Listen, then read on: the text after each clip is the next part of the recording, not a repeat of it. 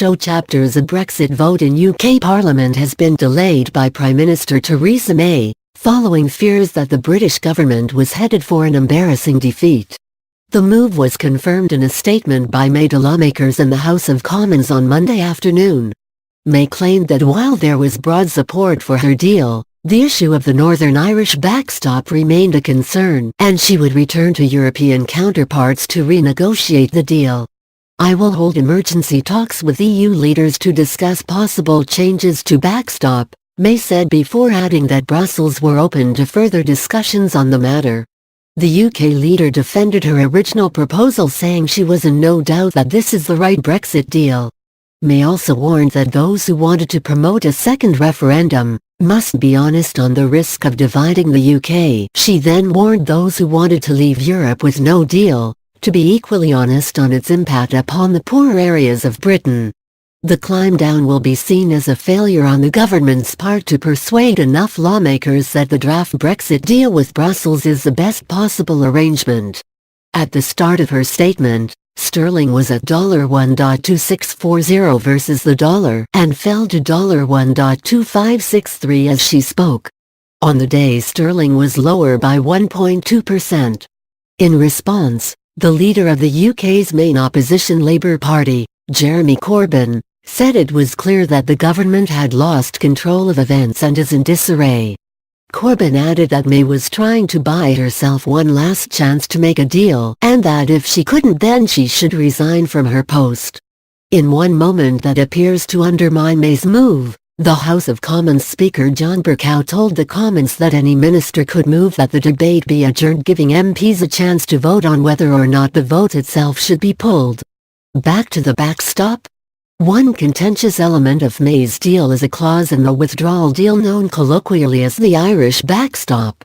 This arrangement would ensure no hard border is erected between Northern Ireland and the Republic of Ireland, even if no formal Brexit deal can be reached.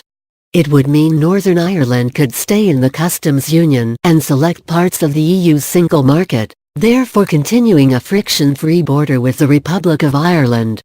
But lawmakers from different parties fear that without an agreed time limit, or a unilateral right by the UK to the end the clause, it could be used as leverage to keep the whole of the UK under EU rules until Brussels decides otherwise.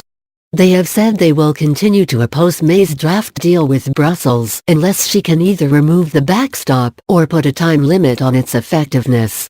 Some opponents to May's deal also want her to gain stronger commitments on the UK's ability to strike a free trade agreement with the EU, release Britain from EU courts, and stop payment of an agreed £39 billion divorce bill.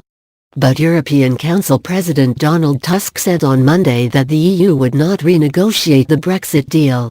Tusk said he was calling a meeting for Thursday of the EU's member states to discuss preparedness for a no-deal scenario. Britain is set to officially exit the European Union, deal or no deal, on March 29, 2019, just a little over 3 months away.